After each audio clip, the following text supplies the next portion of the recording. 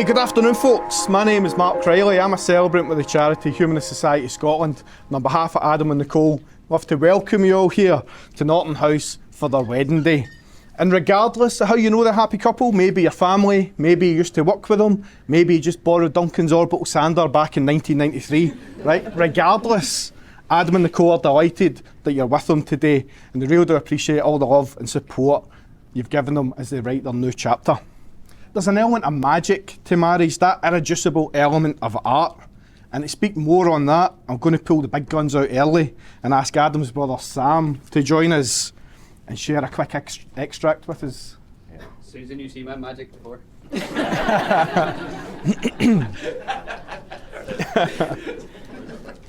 is a poem by Gerald Cinnamon. No. The Art of Marriage by Wilfred Allen Peterson. Happiness in marriage is not something that just happens. A good marriage must be created. In marriage, the little things are the big things. It has never been too old to hold hands. It is remembering to say I love you at least once a day. It is never going to sleep angry. It is at no time taking each other for granted. The courtship should not end with the honeymoon. It should continue through the years. It is having a mutual sense of values and common objectives. It is standing together facing the world. It is forming a circle of love that gathers the whole family. It is doing things for each other, not in the attitude of duty or sacrifice, but in the spirit of joy. It is speaking words of appreciation and demonstrating gratitude in thoughtful ways. It is not looking for perfection in each other. It is cultivating flexibility, patience, understanding, and a sense of humor. It is having the capacity to forgive and forget. It is giving each other an atmosphere in which we can grow old. It is the common search for the good and the beautiful. It is establishing a relationship in which independence is equal, dependence is mutual, and obligation is reciprocal. It is not only marrying the right partner, it is being the right partner. Thank you.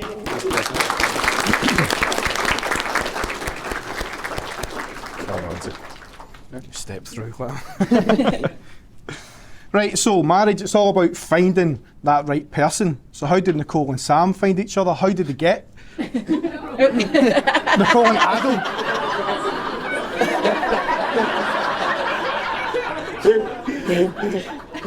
Apparently people have seen your magic before, Sam. Just as well nobody's filming this, eh? How did Nicole and Adam get to the point of knowing they were right for one another? How did they meet? Well, it all started in the epicentre of romance, Dundee.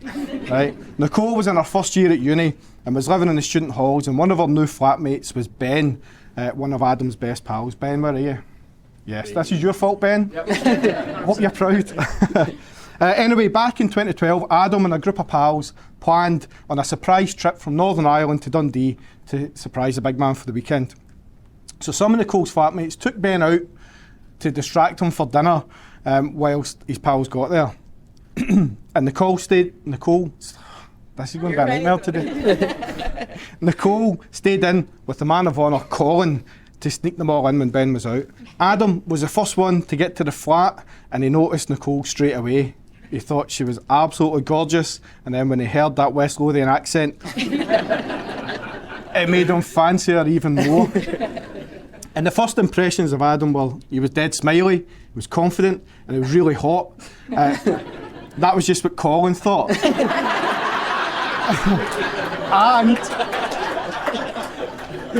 And apparently he called dibs. I just said. And if Nicole was honest with herself, she wasn't overly fussed. Adam, he seemed sound enough, but she thought that he looked really young. But they got to know one another on the first night, and Nicole quickly realised that Adam was funny and definitely the joker of the group. But she also remembers that Adam clocked that they both had Blackberries straight away, and he asked her, "What's your BBM pin?" And he added her on Messenger. Seriously, Blackberries, how old are you? Like, we sharing love on Bebo as well. But it was a messy weekend and they had a laugh, and despite Adam trying like an absolute champion to be more, Nicole friend-zoned him straight away. Did that deter Adam? did it balls. Right? It was straight on the BlackBerry Messenger, and they were firing messages back and forth for the next few months. And it wasn't until Nicole had planned a trip over to Northern Ireland over the summer holidays to see Ben that Adam saw an opportunity to muscle his way out of the friend zone and into something more. So he joined in most of the trips that Nicole and Ben had planned, and they quickly realised that they were very similar, and he constantly made Nicole laugh. To be fair, Nicole wasn't interested in a long distance thing and was keen just to keep it friendly, even if she admitted she did fancy Adam a wee bit. But it was on one of these nights in a club called Ibiza. Have I got that right? That's right. Yeah. Ibiza. Yeah. Lisa. Yeah, there's a lot of annoying nods for the Northern Ireland folk here. So they're in the club and they did end up winching the faces off one another. But honestly, just as pals mind. However, that week Nicole also met her now maid of honour, Kerry, whose advice was along the lines of, just go for it, you're on holiday. So Nicole did, and now we're here. But things just grew from that week in Belfast, and Adam would fly over to visit Ben in Dundee on numerous occasions over the next couple of months before they officially became a couple in December of 2012. That's Adam and Nicole became a couple, not Adam and Ben. But honestly, that's probably the greatest thing about these two, is that there's never been any big fanfare. They're just happy and content in one another's company. They don't need the big empty romantic gestures, because it doesn't matter what they're doing together. They could be chilling out at home, binge watching Netflix, but they'll still manage to find an absolute great time together, because when they spend their time together, they always seem to find joy in the minutiae of life, and their relationships made up all these wee disappearing moments that go really quickly, but they still manage to leave a mark. But listen, that's how we got here, and now it's time to focus on why we're here, to witness Nicole and Adam's marriage. Now, they've decided to exchange their personal vows using a Scottish wedding tradition of tying the knot of a handfasting. And this tradition goes back centuries, so we're going to unite the clans with a bit of Adam's kilt, with a bit of Nicole's dress. So Adam, if you put your right hand out, and Nicole, your right hand on top, right? And this might just be long enough. Right, so if you put that under your thumb, wrap that around there. Right, it's going to be a wee bit tight. Just under your thumb, you're fine. Yep. So today, on your wedding day, you've joined one hands together, symbolising that although you're joining together in marriage, you're still free, and you'll still retain your individual personalities. So now as you're holding the hands of your best friend, these are the hands that will work alongside yours as you build your future together. And now as your hands are joined, let's join your hearts with some vows. And Adam, you're up first. Adam, do you promise to stop talking about fishing all the time? Cut out the stupid impressions that drive Nicole mad? Absolutely not. Fair dues. But do you promise to continue putting up with Nicole sleepwalking even if it scares the life out of you? I do. You do. And do you promise to always at least try to make it to the bathroom for a spew after the night out? I do. It's a promise to try. And finally, Adam, do you promise to continue making Nicole laugh every day, be her number one supporter, and generally just love her with everything that you've got? I do. You do. Nicole, over to you. Okay. Do you vow to stop taking up the entire bed, ordering hundreds of packages every day, and stop just throwing your contact lenses everywhere? Absolutely not. That's fair. But do you promise to always help Adam find his things even though they're usually right in front of him? I do. And do you promise to continue laughing at Adam's insanely stupid jokes and accept the fact that the impressions just aren't going to stop? And finally, Nicole, do you promise to keep encouraging Adam to be the best version of himself, to continue making him laugh when he's sad, and to be by his side through all the good times and all the bad? I do. Good. Now, Adam and Nicole, you've connected yourselves together by these vows, and you've created a bond that's made by the love that you have for one another and sealed by the love that everyone here in the room has for you as individuals and as a couple. This handfast symbolises that together you're stronger than you are individually, so may the bond between you never come undone.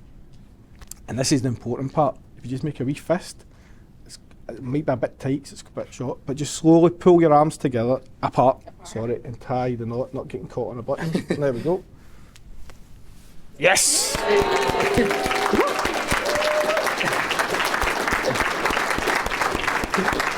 Cheers. Yeah, I'll put that down there. See, Craig, smooth. So, you've made your personal promises to one another. I'm now asked that you accept one another as a husband and wife by making declarations required under Scots law. But before we do, I'm going to invite Alison forward to share a wee bit of last-minute wisdom about the importance you're going to take. Oh my god, I love it. Fair play. Look, anybody who knows me, knows myself and Nicole, will know that meant a lot. I love it. More for later. As much as I would like to continue that, I'll save it for later. I have instead chosen a reading that touched my heart for both of you, that I wanted to share with both of you on this day. Marriage is not a piece of paper, neatly folded in a file. It's two people on a journey, Nicole and Adam dearly, going the extra mile. Two people courageously placing their hearts out on the line. Two people bravely facing their fears gained over time. Two whole and happy people who want to share their lives, to hold hands through life lessons and celebrate good times. To have someone who knows us but loves us all the same, someone who makes us light up but just by saying our name. If marriage was a piece of paper, it would be a piece of art, hanging in a gallery, moving people's hearts. And as they gazed into it, that marriage in a frame, their thoughts on what made marriage would never be the same. It takes a little kindness, a whole heart full of love, loyalty and understanding to build a home you've dreamt of. It takes strength and true compassion and words that do not hurt, two people on a journey that want to make it work. To be there for each other, even more when things get tough. First you choose each other, and then you keep choosing love. I adore you both majorly, and I hope you keep on choosing love. That is the main thing that keeps a marriage together, so keep choosing each other. I love you both. Thanks, Charles. I love you. Now, Nicole, as you place the ring on Adam's finger, could you please repeat after me? In the presence of friends and family, In the presence of friends and family, I, Nicole, I, Nicole, accept you, Adam, accept you, Adam, in marriage as my husband. in marriage as my husband. Right, that's one down. James, up again. Wee bit extra flair there, I like it. I'll take that. Now, Adam, as you place the ring on Nicole's finger, please repeat after me. In the presence of friends and family, Sorry. In the presence of friends and family, I, Adam, I, Adam, accept you, Nicole, accept you, Nicole, in marriage as my wife. in marriage as my wife. Now, following the declarations you made in front of all your family and friends, it's with great pleasure, Adam and Nicole, that I can declare you married and pronounce you husband and wife.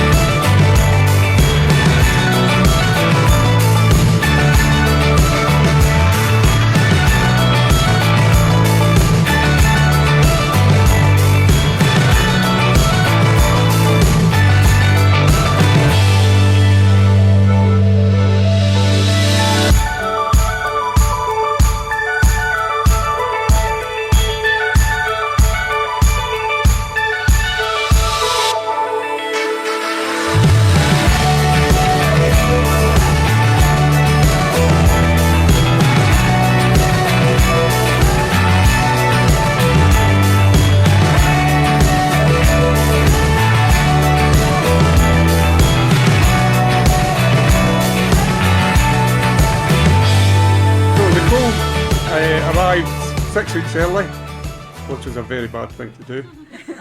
For two reasons. One, she needed medical attention, and two, it was the start of the rotation of junior doctors in the St John's Hospital, which meant the place was in absolute chaos, and medical cover was provided by people that were completely clueless for the first week. So we're very anxious to get an update on how she was doing. So I asked to speak to a doctor, as you do, thinking that would be helpful. And then I was introduced to a guy that I'd been working with for the last 6 months in psychiatry. So I said to him, look, what worry, how's she doing? And at first I thought, a friendly face, that can only be good. And then I asked him that question, he said, oh mate, I don't know anything about babies. Ask one of the nurses, they really seem to know what they're doing. Anyway, I'll catch you later, maybe wet the baby's head. So anyway, I promptly went and found a nurse. He said, I think this is going to work out fine. She looks a total real fighter to me. And when you fast forward a couple of decades to her rolling about the floor in Grand Central Bar,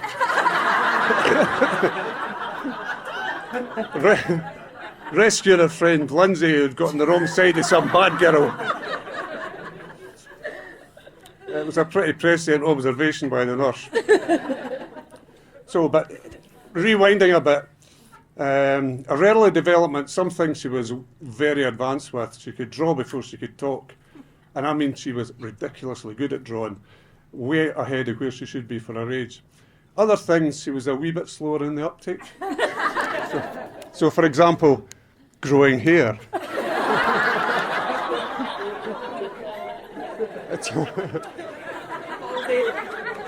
It took her till she was, some of you will remember this, it took her till she was 3 to master that. Remember being on holiday and overhearing a couple of kids saying, you seen the giant baby girl down at the pool?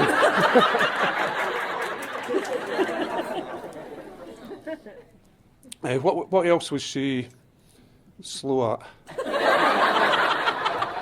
Actually, so could you get... Is that it? Getting rid of this bad boy. So she was 3 before we were able to prize this off her. She's wanting it now. She will be wanting it. I can see her eyeing it up. Right, so she managed to meet her milestones at high school a bit quicker. So she was underage drinking by the time she was 11. And then, who did I get to? Leaving school. Oh yeah, so she left school. Her yearbook, she was described as the sweetest girl in school. Is that correct? Right. As you can see, she's not quite got over herself yet. And then she went to Dundee, where her creative abilities and her academic skill grew at an exponential level. She graduated with a first and achieved various accolades, and we're so proud of all of that. And we're also really blessed in that all of the friends that came into her life have come into our lives as well, right from nursery school right up to the present day. They've been in our lives as well. And of course she's brought Adam into her life as well. And there's no words to say what that's meant to us, Adam. And if you didn't know that already, you do now. And we've also thrown in David and Estelle and their amazing family. We've had great times with all of them so far. Our former colleagues from Celan, her first job after graduating, are here. So anybody she meets stays with her forever. Now I've been given strictly 10 minutes. I don't know where I've got to now. And I could talk about my daughter all day long, but I can't disobey her. So I'm going to finish by saying, like, right from the beginning of that beautiful story, right through and up to this magical day, the most amazing thing for me personally in all of that is that I've got to be her dad. Okay. Before I get started, just want to double check. Has anyone seen Nicole's Uncle Mike anywhere? Is Uncle Mike here? Oh, there he is. All right, well, now that mic check's complete, I can get started then. So. Here, if you ain't got joke was stupid, you're going to be in for a very long evening, folks. Okay, now that I've nailed the introduction to my introduction, I'm going to actually start by saying, on behalf of my wife and I,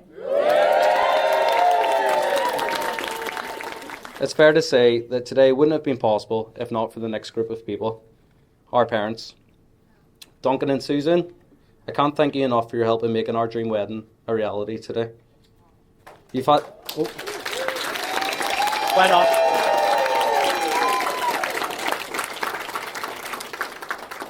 You've had to put up with 2 years of moodiness, tears, temper tantrums during the planning phase. But in fairness, I was marrying your daughter, so cut me a wee bit of slack, huh? Joking aside, I'm so thankful to you both for raising the most wonderful woman I've ever met and giving me your blessing as her partner. It's evident you two are where Nicole gets so many of her amazing qualities from, like her caring nature, her confidence to stand up for herself, her artistic side, and of course, her love of a good party. Which I'm sure anyone who's been around to the barbecue hut, and there's a lot of you here, you can agree with that. Personally, I'd like to thank you both for welcoming me into your family and treating me as one of your own. I look forward to continuing to be your IT technician, destroying you at quizzes every Christmas, and many, many more nights in the party hut. Now for my mum and dad. I couldn't have asked for a better childhood or better role models than you two. I know there were times where I wasn't always the most appreciative, and I struggled to find my feet for a while, but you always supported me and wanted nothing but the best for me. I maybe wasn't your favourite then, but then the other three abandoned you. So it's nice to have that title safely secured for now. As I've gotten older, I've also realised I'm much more like you both than I thought. Mum, thank you for passing on the undiagnosed ADHD. I think there's enough people here who could do that, yeah. The great taste in music and the extreme projectile vomiting when we've both had a little too much to drink. Also, thanks for still babying me when I'm sick, even if it is alcohol related. Dad, thank you for passing on your love of really stupid jokes, your fly fishing skills, and your explosive temper when it comes to anything DIY related. Also, thank you for still dropping everything to come and fix the car, house, or whatever else Nicole and I break. Both of you guys have sacrificed so much for me. I'll always be eternally grateful for that. I love you guys.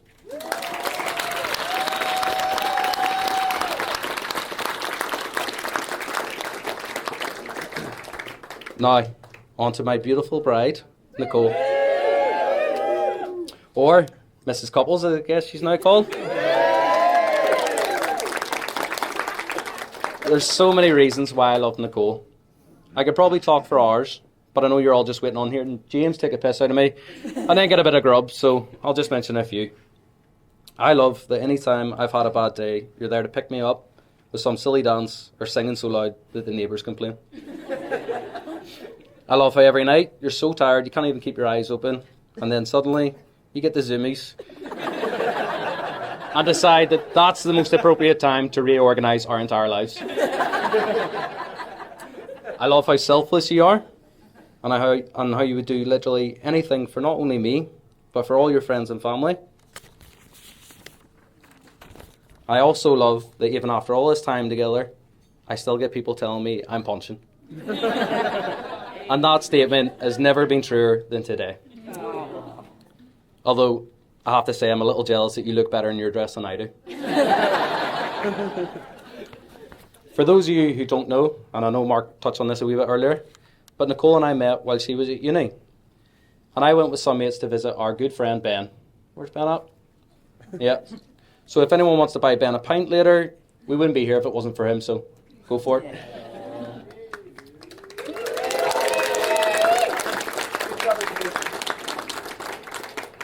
When I first met Nicole, I thought she was beautiful, funny, and way out of my league.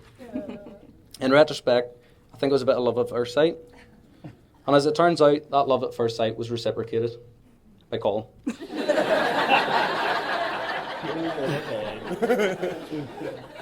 Who knows? Maybe in another universe, you two are switch seats. We don't know. Don't get 50 years.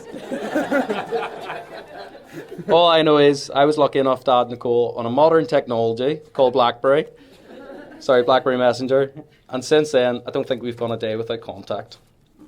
It hasn't always been easy, particularly the 2 years of long distance. But in that time, we really proved how much we love each other and how much we're both willing to sacrifice to make this work. And that's how I know it will work. Nicole probably deserves several medals for putting up with me. Yes. But we've had so much fun along the way, and I can't wait to see what the future holds for us. When I think back to that first trip to Dundee, I was looking forward to a fun weekend of partying with all the boys. I never imagined I'd find a lifetime of happiness. Now, I'd like you all to join me on your feet if you can in raising a glass to the love of my life, my beautiful wife, Nicole.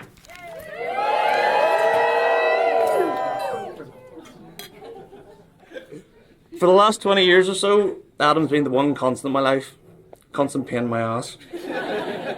I'm sure I'm not the only one to experience this, but Adam can say the most rash things and get away with it because he's made it funny. He's got a funny looking face. He's always had it from the day I first met him. Oh, I thought the card was a good idea. We both met back in first year where we went to the same school and got the same bus in the morning. I was always the last one onto the bus, and as a kid that's pretty daunting. You would look up to the back seats with all the cool kids and you'd see all sorts. Occasionally you might even see a blonde girl swinging digs all around her. But we were relatively safe standing at the front of the bus away from it all. While our friendship got off to a rocky start, we grew to become really good friends, and finally I was asked up to his house for the first time. So I got my mum to leave us up to his. Luckily it was only 4 minutes drive, so running distance if he turned out to be a weirdo. Before we could get to the front door, my mum had to navigate 4 different Ford Cougars littered about the driveway. I thought to myself, that's odd. This family must really love Ford Cougars. I buried my judgment and made my way to the front door, but I wasn't allowed to pass through until I paid the conversation tax to Estelle.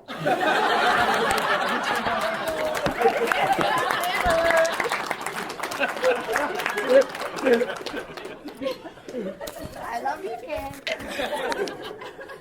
So a couple of hours had passed. I eventually got through the front door. I thought with all the chatting I'd maybe become delirious as I was greeted with what seemed like a shrine to this big baby up in the hallway. One centre photo, a supporting cast of other family members. This shrine baby was very clearly Adam. His brother Junior was in the picture too, but Adam's big head just stole the show. Along with all the protruding features that Adam's yet to grow into. With that picture burned into my retinas, I made my way down the hall a bit, where I could hear Davy yelling. What could make a man so angry midweek, I thought to myself. I've since come to learn that this is so out of character for him. I didn't want to disturb...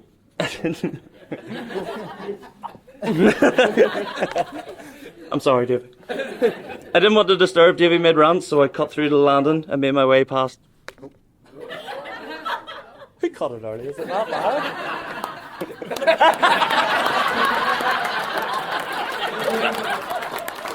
This was all planned. You're welcome. Is it on? There you go. Oh no. So I cut through the landing. I made my way past an upside down clothes basket. Damn. You threw the punchline! This isn't going to hit the same, but we'll do it anyway. On closer inspection, it didn't contain any clothes, but the person trapped inside. This would be my first encounter with Leanne.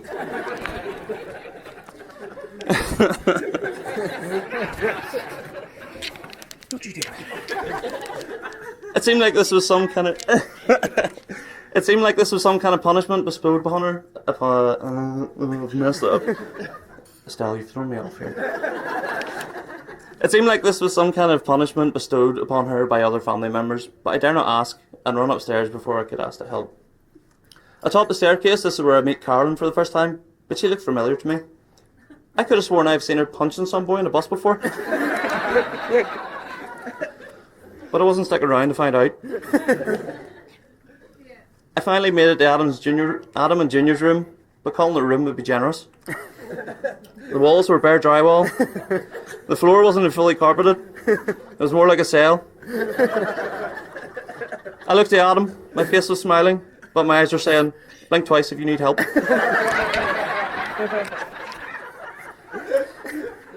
With this sensory overload, I hadn't even noticed the Great Dane Titan lying on the bed yet. He must have paid towards the mortgage because he let you trick up the whole bed. So I had to sit on the floor where the three of us sat and play Pro Evo all night. Not Titan, obviously. He was more kind of a FIFA dog. Me, Adam and Junior played for hours and hours and hours until Junior felt enough time had passed that he could finally show off his true self. He took off his slipper, slapped Titan on the Inmentionals and asked, have you ever seen such a huge set of balls in a dog before?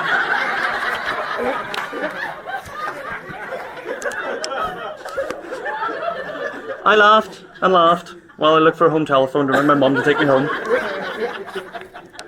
Now you're probably wondering why I chose this story to tell on this wedding day, and I'm not really sure. I think it's some kind of repressed trauma I need to get out in the open. I also think in hindsight I may have taken some liberties in the storytelling, but thankfully in the years that followed, me and Adam had such great times together. From a selfish point of view, I was scared that I'd just lost my best friend even more once he moved away, but in hindsight I'm so glad that he did. Not only did we get Adam back that we once knew, but we also gained another core member of the friend group. So Nicole, from the bottom of my heart, thank you very much for giving me my friend back. I know Adam might... It's not a cotton time. Get the washing basket. I know Adam might be hard work, and he's such a little shit. But fate has it, you're exactly what he needed. While Adam may love the spotlight, I know you're not too fond of it, so I won't make this too painful. But I think we can all agree that Nicole looks absolutely beautiful today.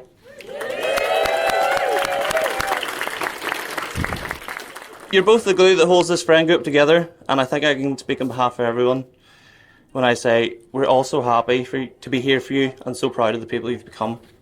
In closing, if I can offer some advice, it would be that once you've had the wonderful wedding, you need to work every day to make it a marriage.